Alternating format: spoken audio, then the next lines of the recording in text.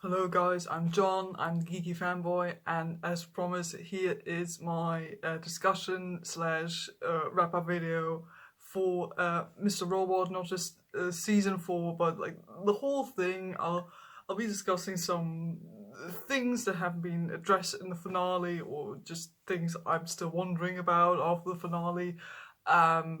Just a couple of questions that came up in the past couple of days, and I also took a look at some of the comments some of you guys made under my review, so I'll be addressing some of those things as well. I got my notes here, I got my tea as well, because you always need a good cup of tea, and let's go. Just as a little side note, there's no direction to this whatsoever. I just like wrote down the things as they came out of my head, so there's like no particular direction I'm going with this. So we'll just start off with the first question I had immediately after the finale, which is, what about Tyrell? Like, what about my man? The thing is, yeah, I guess he's dead officially, since the last time we see him is with a gunshot wound to his stomach in the woods under horrendous freezing conditions. But the thing is, in the very last few minutes of that episode, we hear strange noise, and Tyrell walks towards the screen and looks down at weird purple lighting, and we can't see what he's looking at, and then the episode ends. And that's the last thing we see of proper Tyrell. I'm saying proper Tyrell because we do see him again in the finale. Like, we do see him as, like, you know, the senior leader of F Corp. You know, that hipster version of him in Elliot's head. And we do also see like normal Tyrell and the suit and everything also in Elliot's head, and that delusion. And the finale, when it's all going a bit crazy, and he's there looking at him and pointing a gun at him, like, you know, back in season 1 and 2, and tries to bury Elliot, but that's like the last thing we see of him. But I'm mostly about the last thing we see of proper Tyrell. Like, what was that light about? Like, what actually happened? I think some of you also mentioned that we also heard that noise again in the series finale, the same weird noise that we heard back in the woods. So I'm left to wonder, what the hell happened to him? Like, is he just missing? Is he dead? Because no one at the end of the show like says, "Oh, we have found Tyrell Wellick's body," or something like that. Like, that never gets mentioned by anyone that has happened. And, you know, I'm left to believe that he's dead, since I said, you know, I don't believe that someone's officially dead unless I see that dead body. But given the fact that we don't see him off that episode, I guess he is dead for real. But like I said, what about that light? Like, that weird purple light, I have no idea what that means. Some people also mentioned that he still maybe somehow has something to do with, like, Elliot and his DID, which I think is partly true. Like, I don't think he's like part of a personality or something. I don't believe that. But you know, we have seen him in Elliot's mind in that fake made up world. So he's obviously someone who's very dear to Elliot to a certain degree, and I think there's a lot of symbolism in the fact that he's the one who like shoots Hoodie Elliot and tries to bury him in the ground. I don't think that's just callback for like from like season 1 or 2 when he points the gun at Elliot.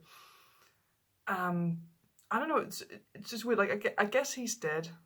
And, you know, of course I could make the point, yeah, but for me, he's still alive.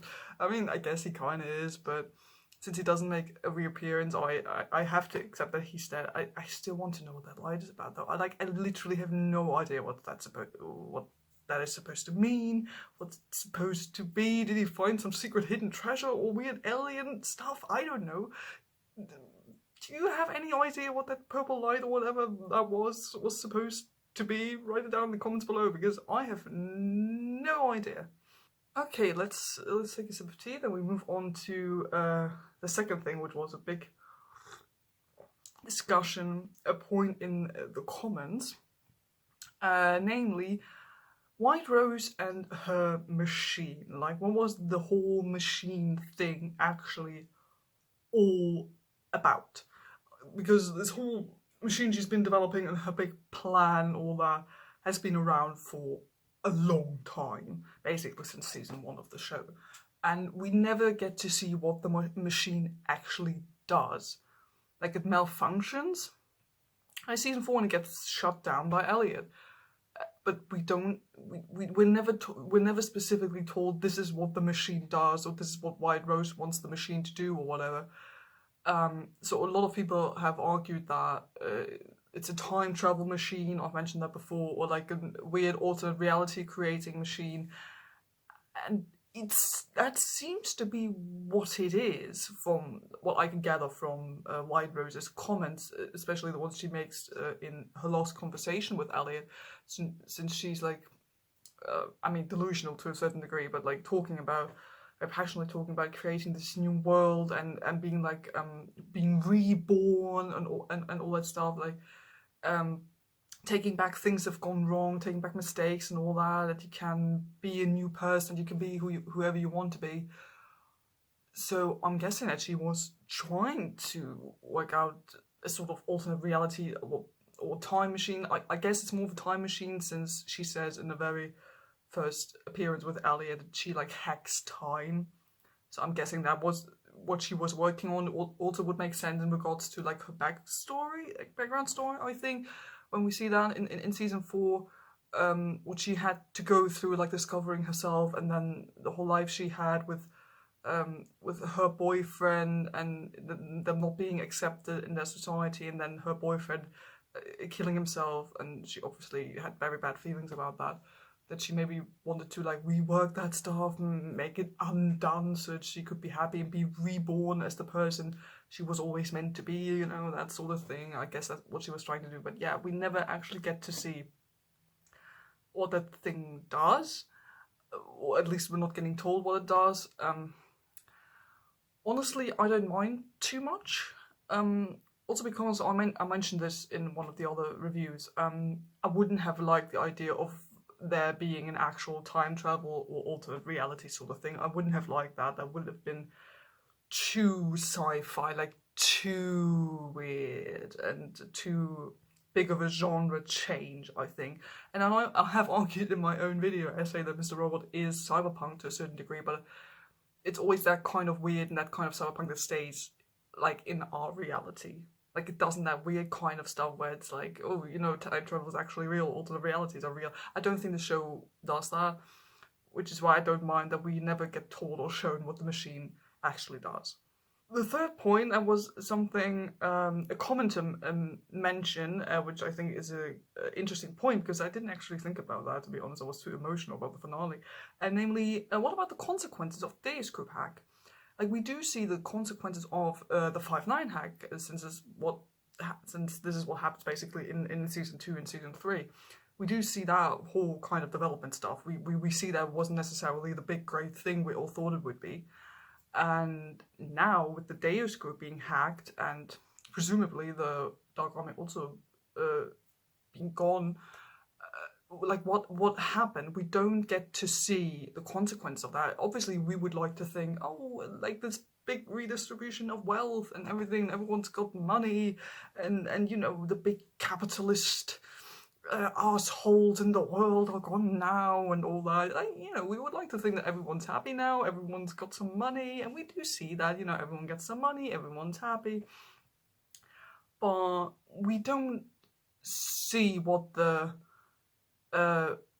we don't see the consequence of the Deus Group being gone. Like, because I would imagine having the 1% of the 1%, the people who play God, as Elliot puts it, the people who control so many things around the world, politically, economically, financially, religiously, maybe even, with them being gone, or at least their power being gone, what happens to the world? What happens to society? Because I can't imagine there only being good things coming from that. Like, I just can't imagine that. As much as we would like to think that, I just don't think that's true.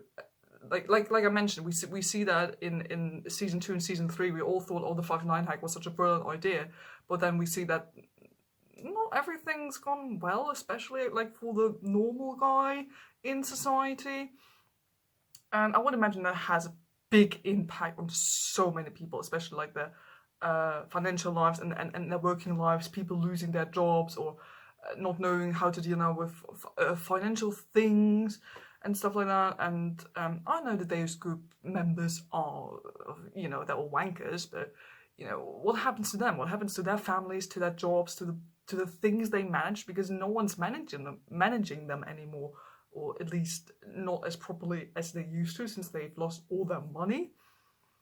Like, I don't know if there was a plan to have more than 4 seasons and they had to finish it in 4, but that would have been like sort of clever idea for another season, that sort of like what you get in season 1 and 2, that you have the big hack in season 4, and then in the hypothetical 5th season you could see the consequences from that hack. Similar to that, also, I already mentioned it, what happened to the Dark Army? Like, just because White Rose is dead now, does that mean the Dark Army is being dissolved, is gone now? Because I can't imagine the Dark Army still being pissed off with what happened, the whole Deus group hack, and, White Rose is dead now, so I can't imagine the whole Dark Army just being like, oh, our leader's dead. Guess we're unemployed now. Like, no, I don't think they would do that. I would maybe search for a new leader or something, or they probably would have like a second in command or something. At least you would expect that they have that kind of person. And it also makes me kind of worried because, we finished the show being like, oh, Elliot and Darlene are together and we're all sort of happy. And someone else mentioned that in the comments, saying like, oh, now that we think about it, probably everyone would go to prison right now. And I thought, maybe. Like, same with the Dark Army. I can imagine the Dark Army going after Darlene or Elliot or Dom or I don't know who. Because, I don't think the Dark Army is just gone like that. The last thing we see of them is a couple of henchmen leading Elliot to White Rose, and then White Rose dies. And we don't see the consequences of White Rose dying. We only see it mentioned that her body has been found, but that's it. Like, same with the last point, we don't know the consequences of White Rose's death and the Dark Army still being there or not. Like, we don't actually get to see what happens to them, and I would like to know, because with that insecurity in mind, you're always kind of worried about the characters, because you think, oh, the Dark Army could still knock at their door any day. The next discussion point got mentioned a couple of times in the comments, and it was something I honestly sort of kind of forgot about, since it's been a while since I watched season 2 and 3 and all that. But yeah, it's actually a good point, which is, what did White Rose show Angela? Like, what was that whole meeting about? In the end, it's kind of related to like, what does White Rose's machine actually do and all that. But yeah, like, a lot of people talked about not just Angela, but that meeting specifically, which I can't understand, because the consequences from that meetings are that Angela started to believe in what White Rose told her, and she seemed to believe that there is time travel or alternate reality sort of thing, when she's in the sort of delusional state, sitting in front of the telly with Darlene, as far as I remember, and like, reversing the tape of the buildings exploding, and she's like, oh yeah, no, they're still alive, and works the tape and all that. Like she seemed to honestly believe in what White Rose told her. The question is, why? Because we do see the sort of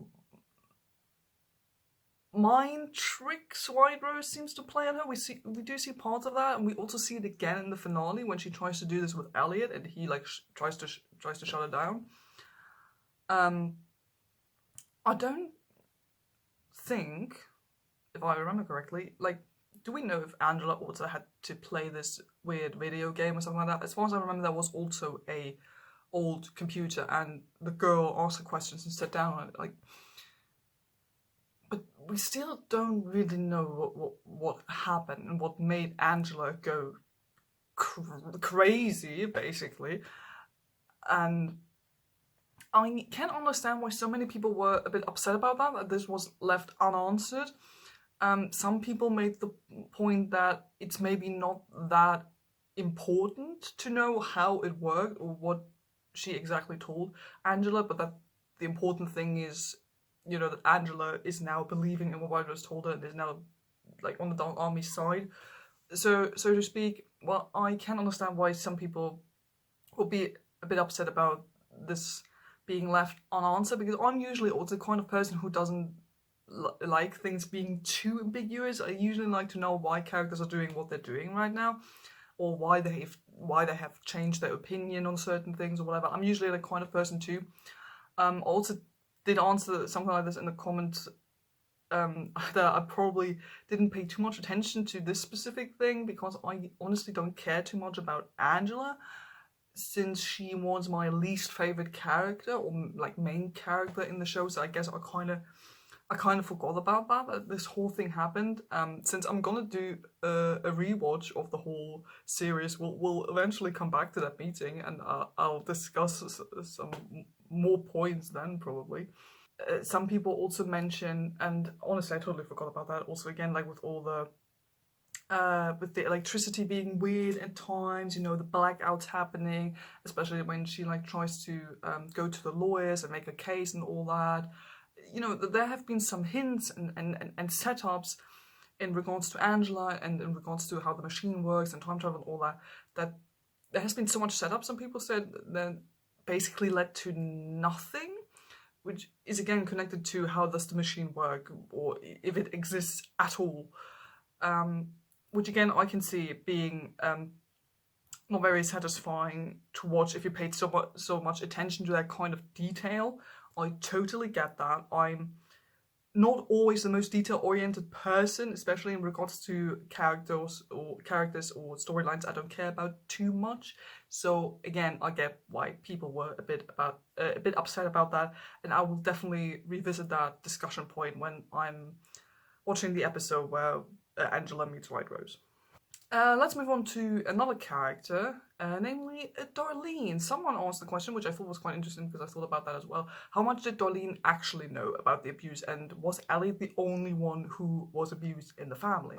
Like, we do have Darlene mentioning in the series finale that she walked out on him and that she felt very bad about it, since she was apparently kind of aware of what was going on. That's why she felt so bad that she left him. And she tells us that she knew that Elliot wasn't Elliot when she meets him again in season 1. So she knew about the DID to a certain degree and about Elliot's mental health problems. But now the question remains, what about the whole abuse in the family? Because we don't get told too much about the whole family situation from Darlene's point of view, since we mainly follow Elliot, and it always, well, in most cases, always appears to me like Elliot was the one who was abused, the only one, like verbally and emotionally from his mother's side, and unfortunately sexually abused as well from his father's side, as we now know. The question is, how much did Darlene actually know about this, especially when she was a child? Like, we do know that Elliot tried to protect her, like, this whole thing when he fell through the window, he pushed Darlene into his wardrobe because he wanted to protect her from his father. So the question would be now, was Darlene in danger as well, especially in regards to what Elliot's or their father has done to Elliot? Did he also do that to Darlene? I would assume not, since I do think that something as big as, sexual abuse would have been mentioned in Darlene's character arc. I can imagine, though, that their mother did abuse Darlene as well, because, both of them don't talk very nicely about her in the episode when they have to deal with her death, and neither of them really seem to ever like her. So I do imagine, I imagine that their mother was abusive towards both of them. and the sexual abuse was probably like a very well, how do I put this? Like a very secret, a private sort of thing, which I think even the mother didn't know about. So I can imagine this only being between Elliot and his father, but Darlene maybe becoming slowly aware of that as she grew older, which was also the reason why she left. Maybe she was scared, and that's also why she felt so bad, because she was to a certain degree aware of what Elliot's father was doing to him. So I don't think that Elliot was the only one who was abused, but um, I think he was maybe the one who got the worst of it for whatever reason. And I mean, we do see that Elliot is especially close to his father. Like, we never really see how close um, Edward, his name is, right? Mr. Robot's name? Edward Alderson, how close he was to Darlene. We never really see that. We don't know that. And the emphasis is always on this father-son relationship, so I can't understand why, you know, the sexual abuse might have only happened there, but not between the father and Darlene.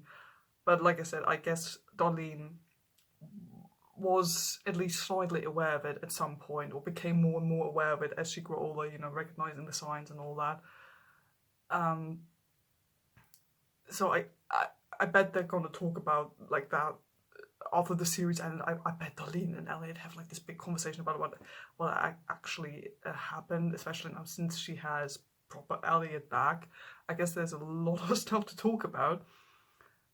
But yeah, the Aldersons have a lot of family issues to deal with, and you know, I'm just glad that at the end of the show, Darlene and Elliot are both alive and relatively well. Next thing is a little side note, just because I talked a lot about that. What about Darlene and Dom? You know, I wanted my girls to be happy together. You know, what about that? You know, I like to imagine now that after the show is ended, Darlene at some point maybe messages Dom again, or Dom maybe comes back again after a while, feeling much better, and they meet up and they become a happy couple after a while. Who knows? Maybe that happens. But you know, especially with Dom, I maybe would have liked a bit more closure, because the last thing we do see of her is her on a plane, finally being able to fall asleep and going off to, I don't know, Europe. It was somewhere in Europe, I think. And that's the last thing we see of proper, real Dom.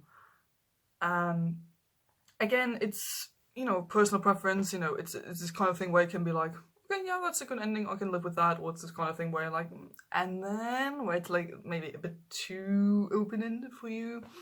And I'm like, I can live with it. It's not something I hate or anything like that. It's just, since I was so much into their friendship and also relationship, I would have liked to know what eventually happened to them, and also like to Dom specifically.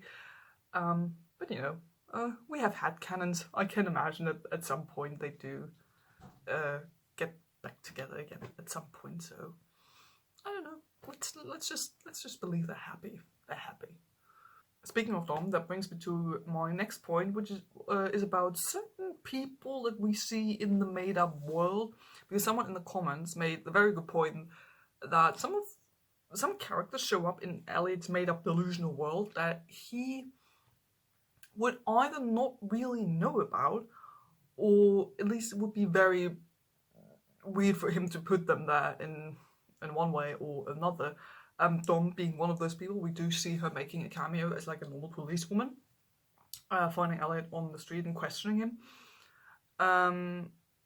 Which at first I didn't realize, because yeah, Elliot's never really properly met Dom. They never really had any business with each other. Like, Dom was always connected to Darlene's storyline. And I think the only time that they like see each other is when Darlene picks up Dom to escape together. It's like when they shortly see each other, but they never really have like any big conversations or that or stuff like that.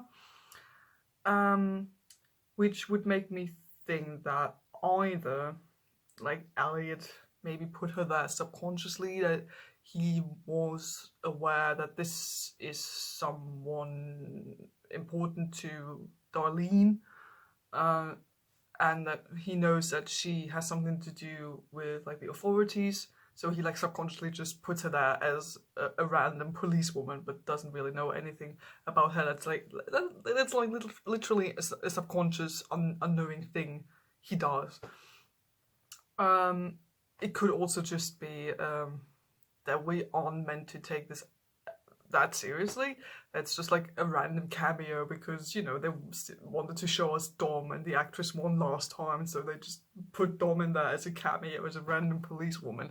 I could imagine them just doing that, being like, oh, you know, it's the finale, so we need to see all the cool, important characters, so here's Dom again, and a cameo that we're not going to comment on. Like, I can't imagine them doing that. Like, I didn't really question it, but it's actually quite a good point because, yeah, Elliot never really had anything to do with her. I don't really want to go into it too much because I don't think it's like a big thing to discuss. But you know, it is a good point. It is a good point. And another character that also got mentioned was White Rose. Why she was in this perfect made-up world, which is a good point. It's, you know, it's meant to be like this sort of paradise, a perfect, peaceful world, but White Rose is still in this world, doing work, and being apparently a very influential person. And someone in the comments wondered about why would Elliot put her there? You know, she's done so much harm to him and the people he likes, and she's done so much harm to the world. Like, why would Elliot put her there in this made-up world in his mind? And I thought about this, and I have to be honest, I can't really come up with too good of an answer. I would think that maybe he put her also there subconsciously, that, you know, I sort of tried to argue that for Elliot, for like Hoodie Elliot, Mastermind Elliot, this made-up world might also be a sort of a coping mechanism he uses knowingly or unknowingly, that he constructs and puts stuff in there that he uses in order to also help himself, you know, stuff he encounters or deals with. He also has to cope with himself, so he also just puts it in this made-up world.